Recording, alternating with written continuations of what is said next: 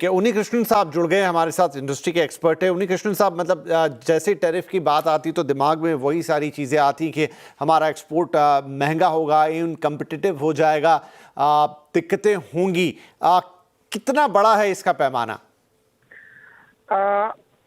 To areas में सबसे बड़ा होने वाला है, एक तो फार्मा इंडस्ट्री, दूसरा टेक्सटाइल और तीसरा to a certain extent gems and jewellery. The three areas where straight it will have a major hit, but मेरा ख्याल से हिंदुस्तान के हाथ में कुछ रास्ता ही नहीं था, क्योंकि वो लोग जो डिमांड कर रहे हैं वो हम कुछ भी हाल में एग्री नहीं कर पाएगा, क्योंकि एग्रीकल्चर प्रोडक्ट्स, फूड प्रोडक्ट्स जो जेनेटिकली मॉडिफाइड है उसके लिए हम कभी भी राजी हो नहीं सकता, क्योंकि उससे जो आगे जाके जो प्रॉब्लम होने वाला है, because when you have a genetically modified thing is consumed in a country, the genetics itself will change of people, metabolic system will change, then we will become medical expense will go up. So the government is taking the right side that these two items are not negotiable. So it's a negotiation tactic. We can afford to be having this kind of a thing continuing for a shorter while. I presume आगे जाके क्या होने वाला है, president ने already बता चुका कि 25% कर दिया है, पर जैसे जापान के चाइना के साथ हुआ था कि 245% करेंगे करके अभी उसको टूस कर दिया है, मतलब टाइम एक्सटेंड कर दिया। तो अमेरिका का टीम अगस्त सेकेंड वीक में हिंदुस्तान में आके वापस डिस्कशन चालू करने का, उससे पहले in my opinion the posturing taken, but in fact certainly it have a major political thing approach going to be happening with the parliament in thing, but we have to take it with a cool mind. Industry is with the government, because हमको मालूम है कि government ने ऐसा stand लिया है।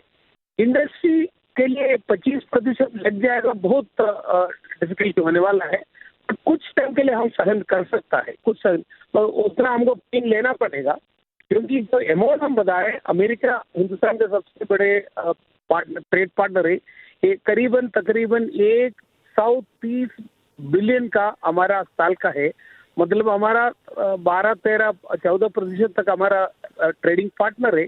उसके अलावा 40-45 बिलियन डॉलर का हमारा ट्रेड सरप्लस है, तो उसको अगर वो कम हो जाएगा हमारा current account position, major difficulty which we can not afford.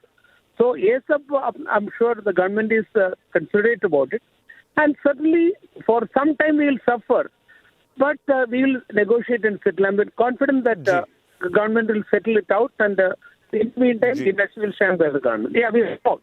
Certainly, an American president declaring it when the negotiations are on is not expected. But well, I mean, you have to live with that. In the change world, you have to live with the way things are. जी। तो अब 25 अगस्त या के आसपास जो team आ रही है भारत, वहाँ पर एक नज़र रहेगी कि क्या उस निगोसिएशन में होता है। लेकिन जो टॉप लाइन है वो ये कि 25% का टैरिफ अनाउंस किया है डोनाल्ड ट्रंप साहब ने भारत के लिए, क्योंकि वो 1 अगस्त की डेडलाइन आ गई थी। अभी कोई आधिकारिक व्हाइट हाउस की तरफ से जो एक घोषणा आती है वो नहीं है, ये ट्रंप साहब यानी राष्ट्रपति जी ने, लेकिन इसे हम वही मान रहे हैं।